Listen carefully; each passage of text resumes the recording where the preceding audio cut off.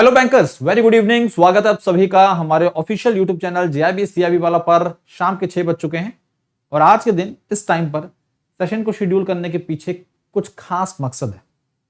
अब जितने भी बैंकर्स हैं जिनके सीआईबी के एग्जाम जून मंथ में शेड्यूल्ड हैं, उनके लिए ये सेशन बहुत ही खास है। सीआईबी एग्जाम जैब की तुलना में, जेआईबी एग्जाम की तुलना में टफ भी है, सिलेबस भी वास्ट है, लेवल भी हाई होता है और एक सब्जेक्ट ज्यादा हो जाता है, इलेक्टिव पेपर। और अगर आप सभी बैंकर्स चाहते हैं कि एक बार में 4+1 चारों मेन पेपर और इलेक्टिव पेपर क्लियर करें, तो ये सेशन आपके लिए बहुत खास है। इस सेशन से जुड़कर आपके बहुत सारे डाउट्स भी क्लियर होंगे, साथ साथ में आप अपनी स्ट्रैटेजी को किस तरह से मेकअप करते हैं, इसके जो कंफ्यूजन है वो भी क्लियर हो जाएगा। तो सेशन की शुरुआत करते हैं। आज का सेशन थंबनेल दिख रहा है आपको, क्या है? How to clear all CIB papers along with elective papers.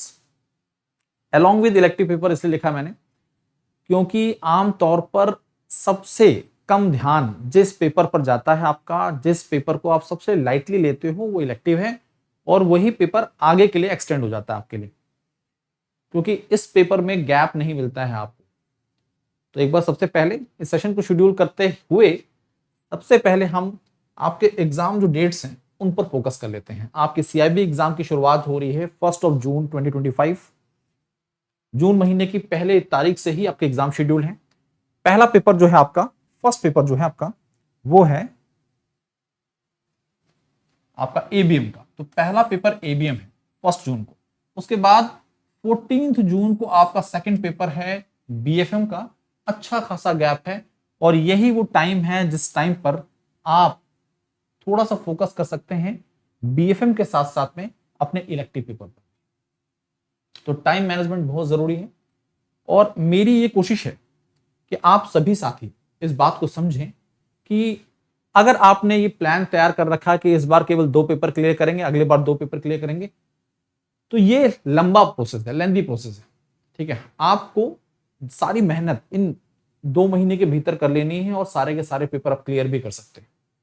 ठीक है, तीसरा पेपर आपका है 22 जून को एबीएनएफएम का, जो मैं पढ़ाता हूं, और 28 को आपका बीआरबीएल का पेपर है और फिर 29 को बीआरबीएल के जस्ट बाद आपके इलेक्टिव पेपर है।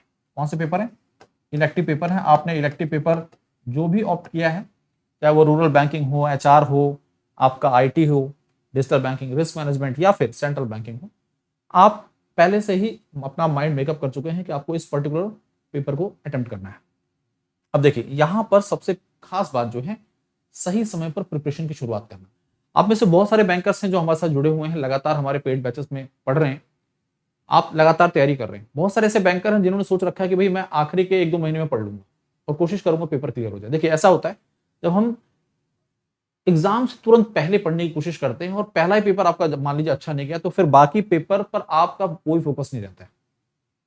तो आपको सबसे पहला काम क्या करना है, जो आपका फर्स्ट पेपर है, पहला पेपर है, इसमें मेहनत करनी है कि आपका ये फर्स्ट पेपर क्लियर हो, क्योंकि ये पेपर आपको मोटिवेट करेगा बाकी एग्जाम्स को अच्छे से अटेम्प्ट करने के लिए। मेरे बहुत सारे बैंकर्स साथी हैं, मेरे दोस्त हैं बहुत सारे बैंकर्स, और जिस तरह से उन्होंने ये पेपर दिए हैं, उनमें से कुछ अभी दे रहे हैं, उनका जो रवैया है, जो स्ट्रेटेजी है, वो कुछ इसी प्रकार की होती है।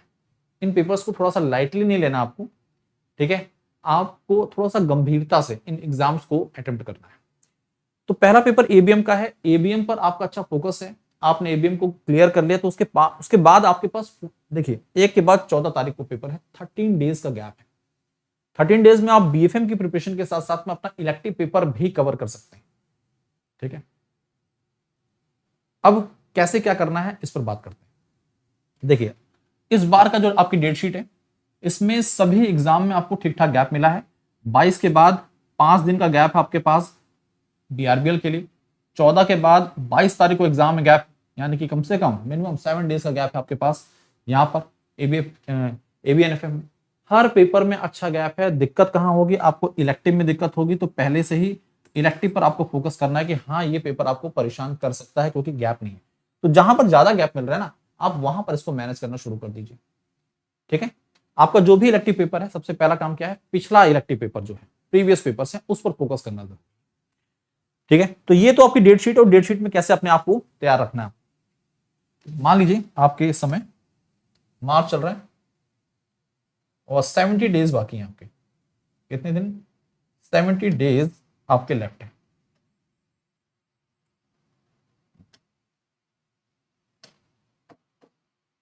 ओनली 70 डेज लेफ्ट, आपके पास अच्छा खासा समय है, अच्छा खासा समय।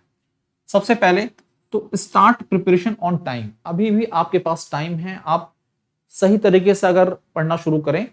मार्च क्लोजिंग का प्रेशर है, लेकिन अप्रैल फर्स्ट वीक से अगर शुरू कर देते हैं पढ़ना, अप्रैल पूरा, मई पूरा आपके पास है कंप्लीट, 2 महीने पूरे। 2 महीने आप इन एग्जाम को क्लियर कर सकते हैं, ये मैं आपको बता रहा हूं।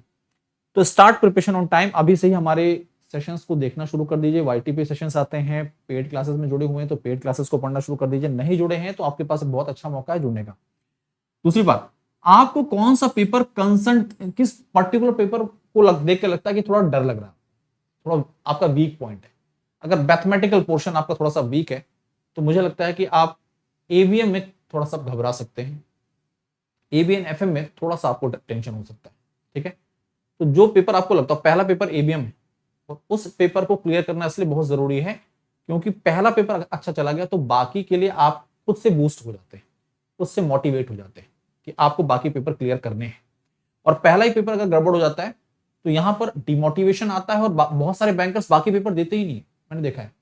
ऐसा नहीं करना आपको। तो सबसे पहले जो वीक पॉइंट है उस पर काम करिए। वो सब्जेक्ट्स जो लग रहे हैं आपको टफ, है ना, जो सब्जेक्ट आपको टफ लग रहे हैं उस पर ज्यादा फोकस करिए, उस पर आपको ज्यादा कंसंट्रेट करना है। तीसरी बात, पिछले जो प्रीवियस पेपर्स हुए हैं उनको एनालाइज करना जरूरी है। प्रीवियस पेपर में कौन से क्वेश्चंस, कौन से मॉड्यूल से कौन से क्वेश्चन ज्यादा पूछे गए हैं। एटलीस्ट आपको 2 से 3 पेपर, एटलीस्ट आपको मिनिमम 2 पेपर जो है उनका एनालिसिस करना है। 2 पेपर, जैसे जो अभी आपका नवंबर में पेपर हुआ है और उससे पहले जो जून में पेपर हुए थे आपके, जून जुलाई में पेपर हुए थे, उन पेपर्स को एनालाइज करिए। और इसके प्रॉपर एनालिसिस से आपको यह समझ आ जाएगा कि कौन से मॉड्यूल से कौन से टॉपिक रिपीटेटिव हैं, बहुत इंपॉर्टेंट है, वो क्वेश्चन लगातार पूछे जा रहे हैं। उन टॉपिक्स को अच्छे से कवर करना है। पूरा पेपर आपका कॉन्सेप्चुअल होता है, कॉन्सेप्ट क्लियर नहीं है तो दिक्कत हो सकती है। ठीक है, चौथी बात, बहुत सारे लोग बोलते हैं कि भाई 2-3 मॉड्यूल कवर कर लीजिए और अच्छे से पढ़ने के बाद जाके पेपर दे दीजिए। तो मैं आपसे यही बोलना चाहता हूं कि 2-3 मॉड्यूल से काम नहीं चलेगा। मॉड्यूल्स आपको सारे कवर करने पड़ेंगे, लेकिन थोड़ा सा उसमें अपना आपको स्ट्रेटेजी तैयार करनी पड़ेगी। जैसे कि मान लीजिए 4 मॉड्यूल हैं आपके, 4 मॉड्यूल हैं। अब 4 मॉड्यूल में से मान लीजिए 2 मॉड्यूल आपके थ्योरेटिकल हैं और 2 मॉड्यूल आपके कॉन्सेप्ट और न्यूमेरिकल के साथ में। अब आपको ये देखना है कि वो कौन सा पोर्शन आपका स्ट्रांग है। अगर आप थ्योरी पोर्शन आपका स्ट्रांग है तो इन 2 पर्टिकुलर मॉड्यूल को आप बहुत अच्छे से कवर कर लीजिए। ठीक है, अब ये जो बाकी 2 मॉड्यूल हैं आपके, इनके जो इंपॉर्टेंट कॉन्सेप्ट्स हैं, इंपॉर्टेंट न्यूमेरिकल्स हैं, वो कवर करिए। कोई मॉड्यूल छोड़ना नहीं है, सभी मॉड्यूल के सभी टॉपिक्स आपके कवर होने चाहिए, खासकर वो टॉपिक्स जो बहुत इंपॉर्टेंट है। तो आप हर मॉड्यूल से कुछ ना कुछ करके आएंगे और श्योर शॉट आप आराम से पेपर क्लियर कर लेंगे। लेकिन अगर आपने कोई मॉड्यूल स्किप कर दिया तो मान के चलिए 25 मार्क्स आपके गए, आपकी जो फाइट है वो 75 में से हो जाएगी। तो आपकी कोशिश ये होनी चाहिए कि इस तरह से अपने स्ट्रेटेजी को तैयार करें। ठीक है, मॉक टेस्ट हमारे हर पेड बैच में आपको मिलते हैं। मॉक टेस्ट देना इसलिए जरूरी है क्योंकि ये एग्जाम से पहले एग्जाम जैसी प्रिपरेशन जैसा होता है। एग्जाम से पहले एग्जाम जैसी प्रिपरेशन मतलब आप पहले से ही एग्जाम की प्रिपरेशन में लग चुके हैं, एकदम वैसे ही तैयारी कर रहे हैं जैसे एग्जाम में होती है। तो मॉक टेस्ट से आपकी प्रैक्टिस काफी इंप्रूव होती है, कंफ्यूजन क्लियर हो जाते हैं। जो गलतियां आप सीधा एग्जाम में जाके करते हैं वो पहले करते हैं और करने के बाद उसे सुधारते हैं, इंप्रूव करते हैं, तो एग्जाम में वो गलतियां रिपीट नहीं होती। तो इस स्ट्रेटजी के साथ आप अपने सारे पेपर्स हैं वो क्लियर कर सकते हैं। ठीक है, सारे पेपर अपने क्लियर कर सकते हैं। ठीक है,